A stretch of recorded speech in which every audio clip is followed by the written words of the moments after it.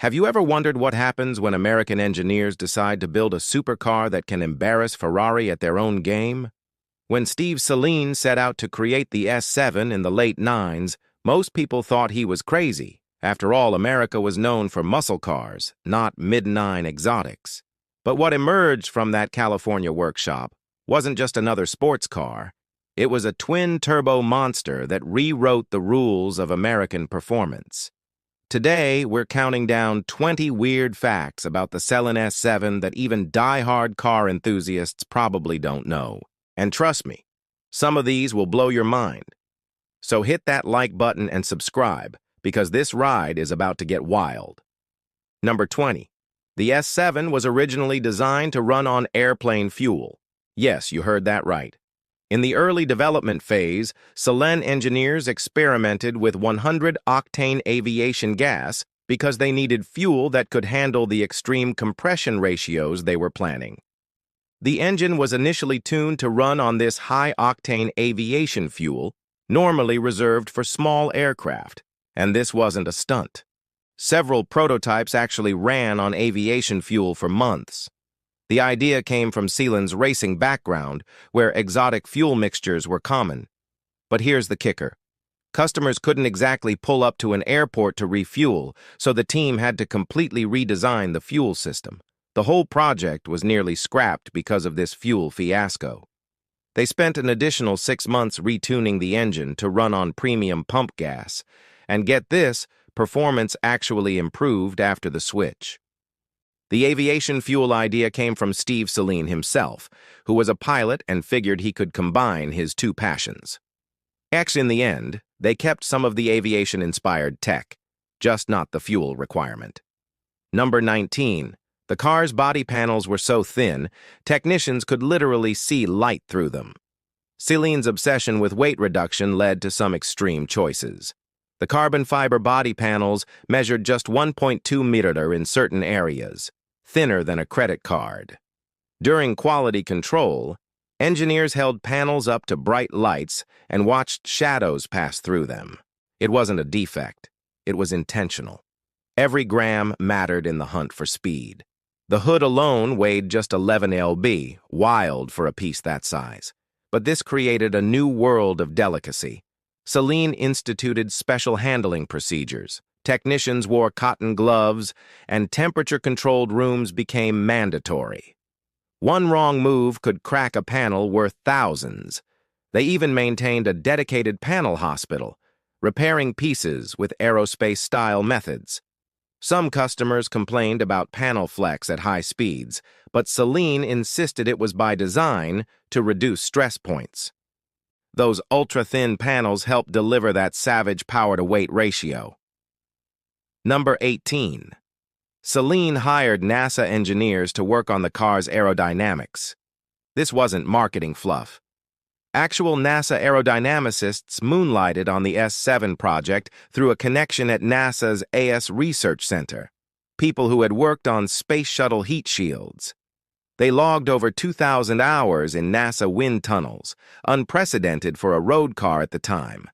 They learned traditional supercar shapes created dangerous lift at speed, so they reimagined the profile. That's where the flying buttresses and massive rear diffuser came from. They used computational fluid dynamics typically reserved for spacecraft. The underbody borrowed principles from rocket nozzles. Even the side mirrors benefited from satellite-derived shapes. One NASA engineer later said the S7 was more challenging than some space projects.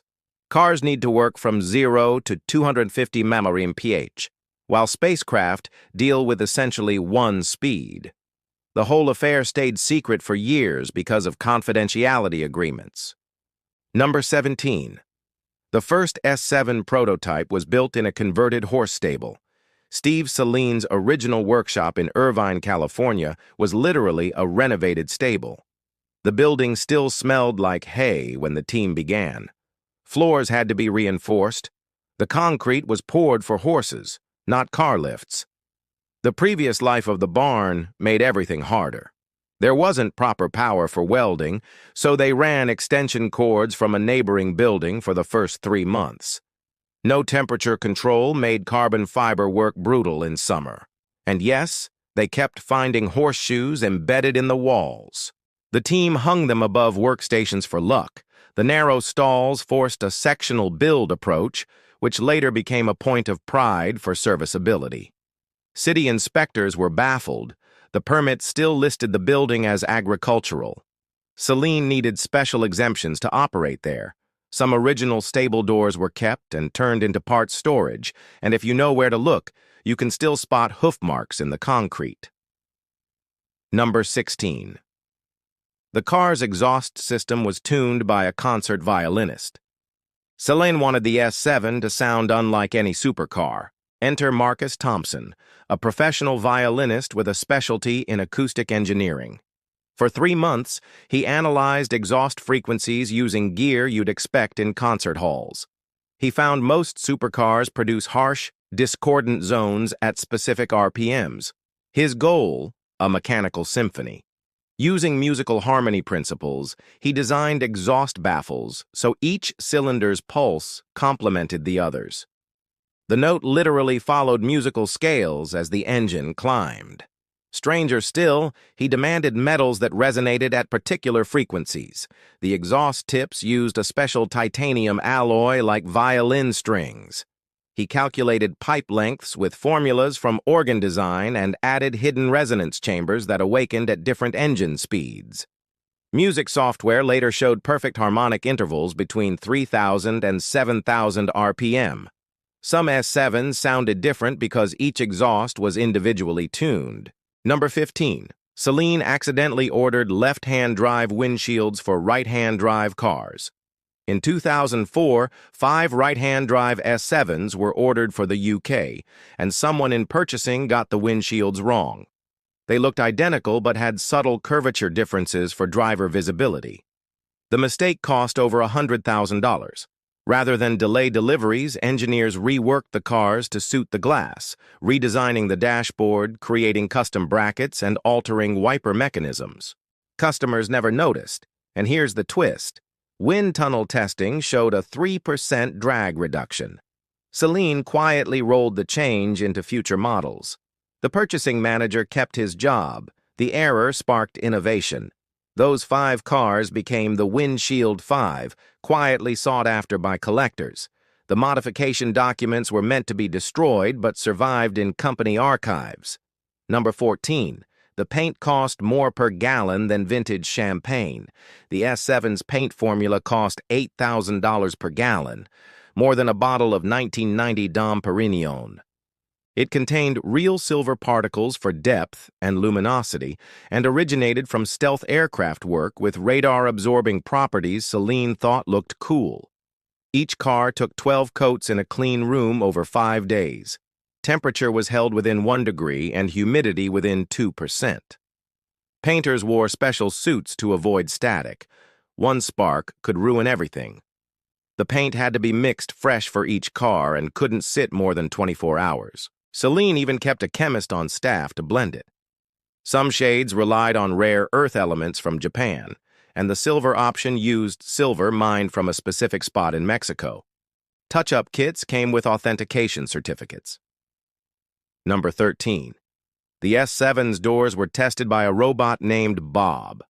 Quality control featured a custom-built robot, Bob, short for battery-operated butler, opening and closing each door 10,000 times. Bob wasn't generic. He had 27 opening styles, from gentle customer pulls to aggressive valet slams, with varied hand positions and grip strengths. He even had heated hands to test temperature effects. Bob's origin story is sweet. A retired Detroit engineer, laid off when his factory closed, pitched and built Bob in his garage. The robot's motion captured human nuances and spotted issues like microscopic misalignments or early wear. He discovered weather seals failed after 8,000 cycles, prompting a redesign. Bob got a parking spot and an ID badge. When Saleen was sold, Bob was specifically listed in the asset transfer. He's probably still testing doors somewhere. Number 12. Early S7s had a secret compartment owners didn't know about. Behind the passenger footwell hid a compartment designed originally for a racing telemetry computer. When the road car came, The space stayed, but empty. Access required removing 17 screws, so most owners never found it. About shoebox size and waterproof, it became a time capsule nook. Saleen employees slipped in build sheets, team photos, and personal notes. One owner found the engine builder's wedding photo. Another discovered a signed baseball from the company's softball team. The tradition began when a technician forgot his lunch in one, then became an unofficial policy. Some compartments held prototype parts that never made production, others contained newspaper clippings from the completion date. Saleen never officially acknowledged it. A documentary 10 years later finally revealed the secret, and unopened compartments now add value. Number 11. The speedometer was deliberately calibrated to read 5% slow. Not an error, not cheap parts, intentional. At an indicated 200 mph, the car was actually doing 210. The idea came from Steve Saleen after a testing close call, giving owners a safety buffer at extremes, and cleverly, bragging rights. Because the speedo read low, top speed tails always sounded wilder. Special software controlled the calibration, and dealers couldn't change it. GPS eventually exposed the discrepancy, but Saleen never admitted intent. The twist? The odometer stayed perfectly accurate. Only the speedo was off. That mismatch created warranty oddities. Some racing bodies briefly banned S7s until race-only clusters with accurate readings were provided. The DOT investigated, found no violations, and today companies charge thousands to recalibrate to true. Number 10. Saleen used melted-down Soviet military equipment for engine components.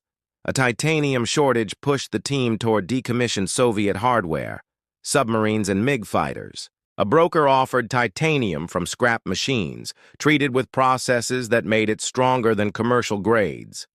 Saleen bought 30 tons at a fraction of normal cost. Connecting rods and valve springs were forged from submarine whole stock. Some pieces even carried Cyrillic markings and Soviet part numbers. The State Department stepped in to ensure no classified alloys were involved. Tests showed the military titanium was 15% stronger than aerospace grade, letting engineers go even lighter. One batch used metal from a submarine with famous Cold War history, tempting to market, but legal shut it down. Engines with the Soviet titanium are prized today. Casting marks resembling Russian letters give them away. Number 9. The car's computer was programmed by a 16-year-old intern. In 2001, a high schooler named Marcus Chen joined as a summer intern. Assigned to basic database work, he turned out to be a prodigy. Over one weekend, he rewrote 30,000 lines of code in the engine management system, unlocking an extra 43 horsepower with no hardware changes. The gain was so large, engineers thought the dyno was broken. He also built predictive diagnostics, monitoring dozens of parameters to learn each car's behavior and warn of failures weeks in advance. His code was so advanced, the senior programmers couldn't fully parse it. Saleen had to hire him as a consultant, paying him more than many seniors, while he was still in high school. Legal fretted about a minor holding critical knowledge. Chen hid Easter eggs in the code. Certain input sequences displayed messages or unlocked hidden features. One turned the cluster into a video game in service mode. His code stayed in S7s until production ended. He later joined Tesla and said the S7 launched his career. Number 8. The S7's headlights were designed by a former Disney Imagineer. James Morrison, a 15-year veteran of Disney attractions, was hired after conventional lighting solutions failed. He treated the headlights like a theme park effect. Drama first, illumination second. Projector beam tech was adapted from Disney's holographic displays. Each assembly held 43 components working in harmony. Beyond tech, Morrison wanted the lights to tell a story. The opening and closing sequence was choreographed like animation, lasting exactly 3.7 seconds for maximum impact. Color temperature subtly shifted with speed, giving the lights personalities.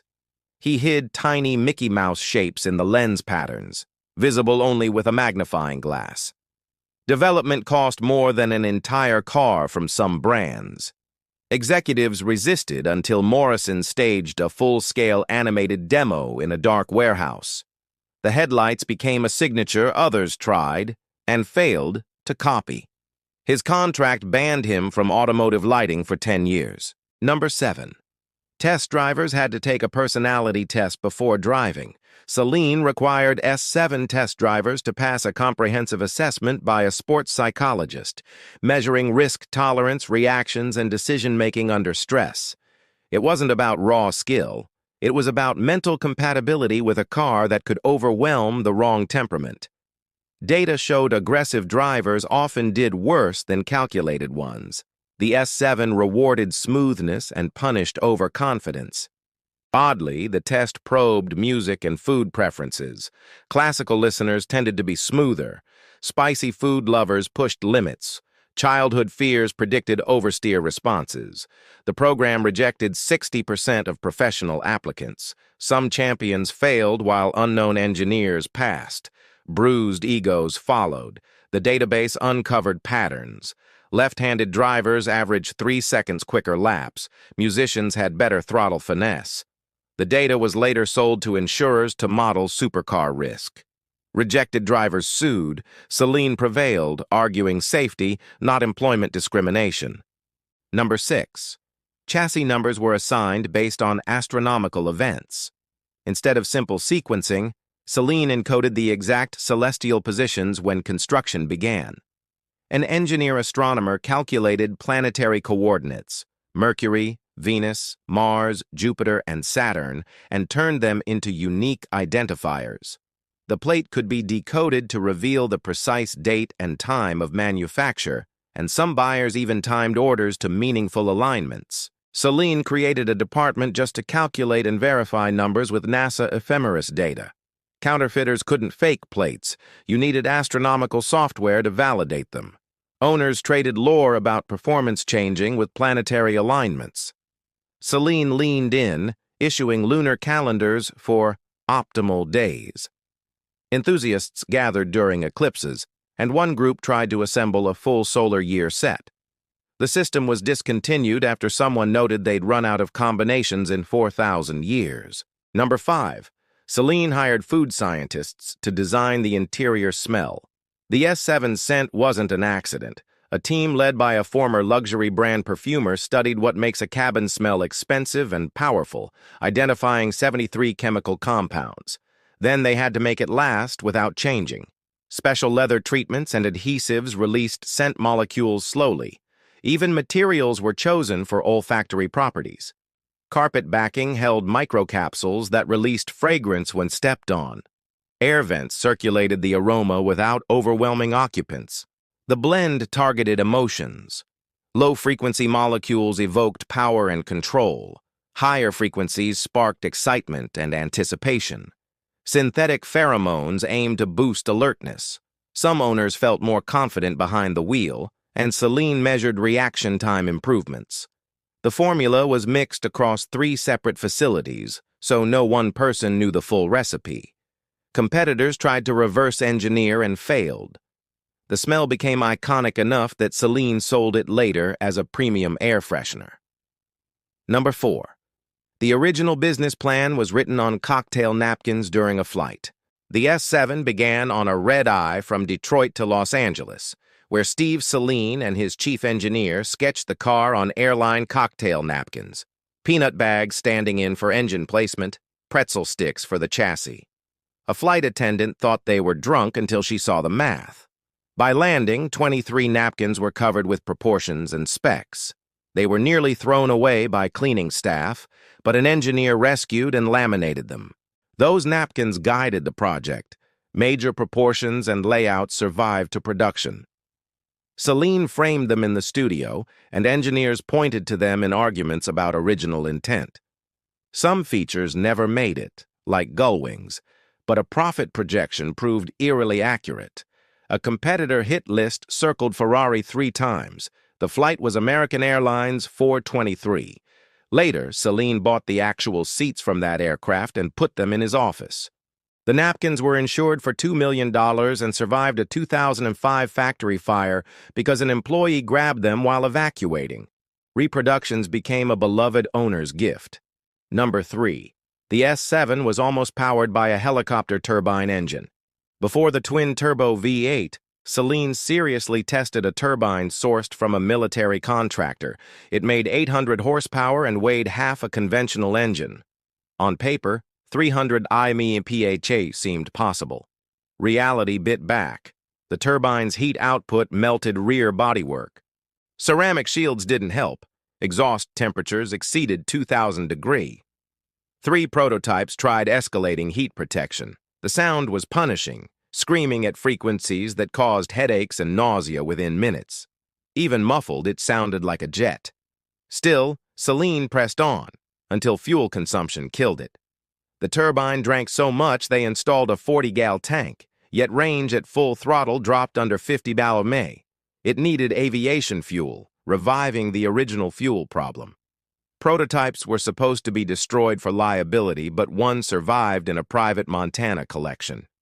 The owner occasionally starts it, and neighbors wear hearing protection.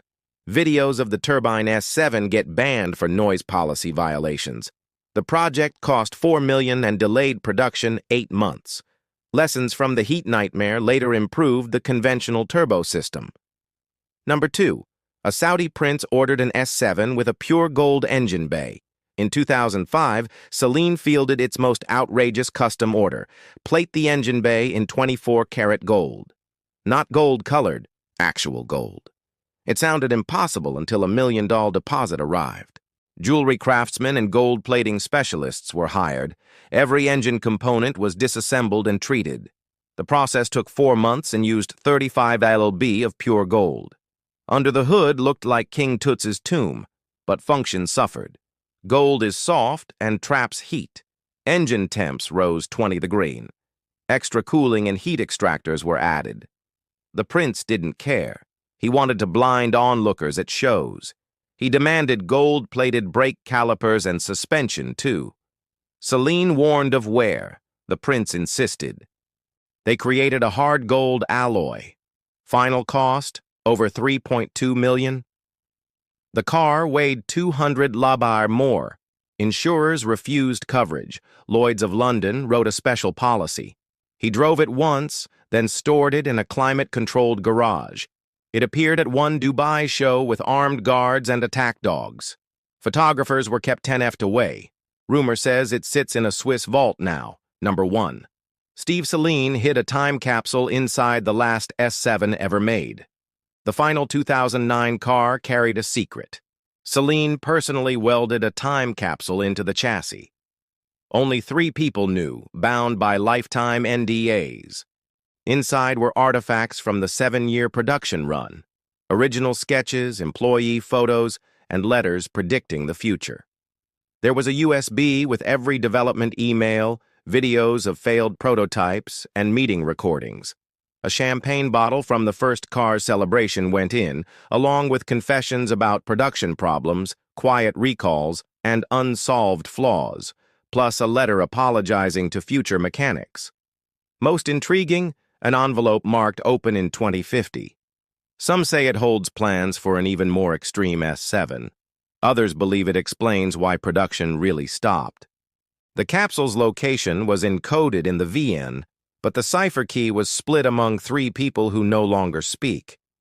The current owner doesn't know. The car has been sold twice at auction with the secret intact. Saleen drops hints, saying the contents would rewrite the S7's history.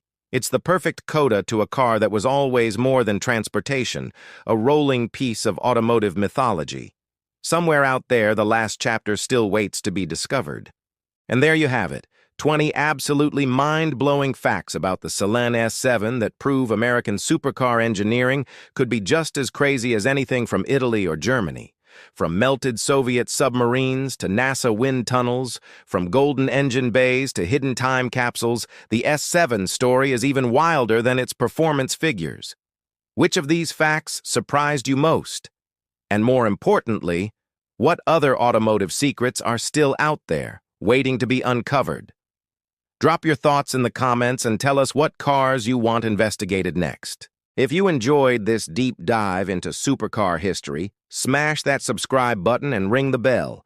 Plenty more automotive mysteries and forgotten stories are on the way. Thanks for joining this ride, and remember, sometimes the most interesting part of a car isn't how fast it goes, but the incredible, improbable story of how it came to be. Until next time, keep your foot on the gas and your mind open to the impossible.